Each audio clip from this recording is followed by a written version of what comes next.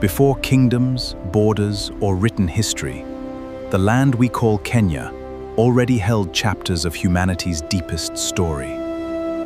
Across the Great Rift Valley, ancient landscapes preserved traces of early human relatives for millions of years. Near Lake Turkana, fossils and stone tools would one day transform our understanding of human origins.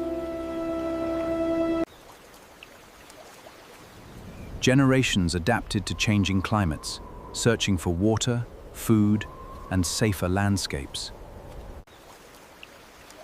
Long before modern nations existed, communities were already shaping lives across these plains and highlands.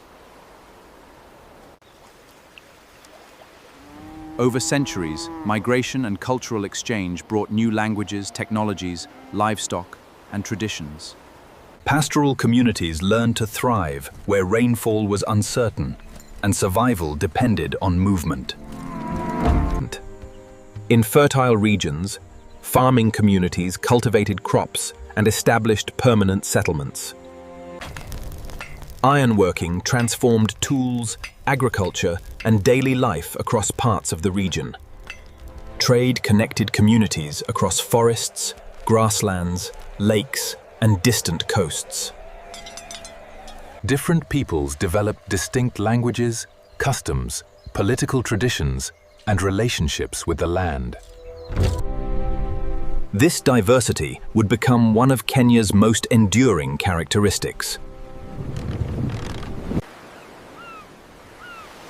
Along the Indian Ocean, another remarkable world was rising: the Swahili coast.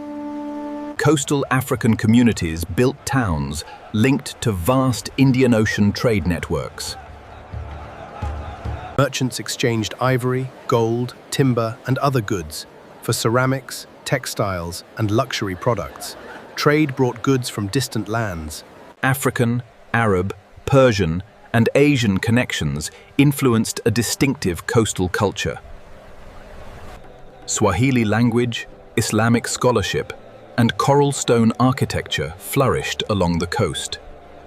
Places such as Lamu became living centers of trade, faith, and cultural exchange.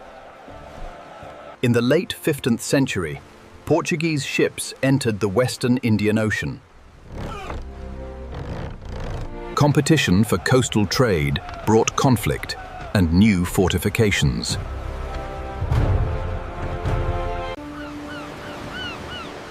Fort Jesus became a symbol of the struggle to control Mombasa and its strategic trade routes.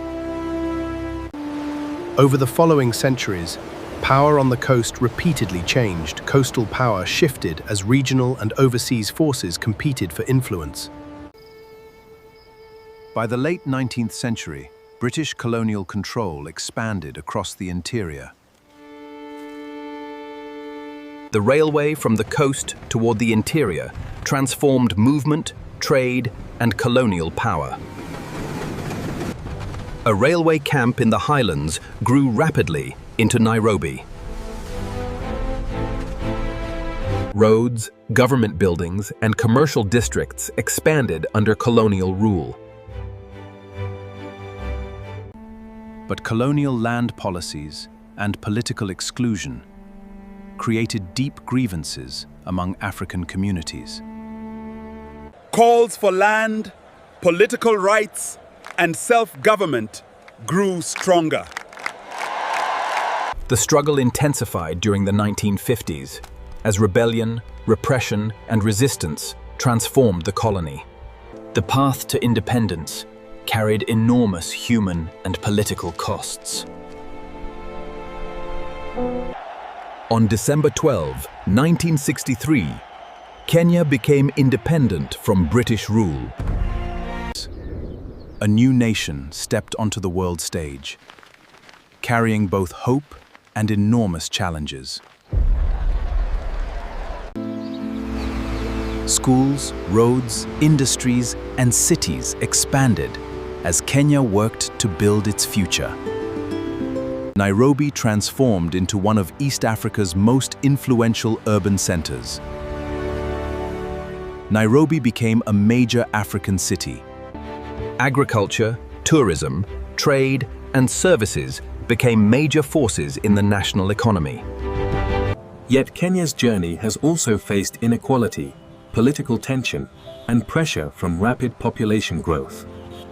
Today, Kenya stands at the crossroads of ancient heritage and modern ambition. Technology and entrepreneurship are reshaping life in its rapidly growing cities. Across the country, communities continue preserving languages, traditions, music, and cultural identity. Its wildlife and extraordinary landscapes remain symbols recognized across the world. From Lake Turkana to Lamu, from ancient stone tools to modern skylines, Kenya carries many histories at once.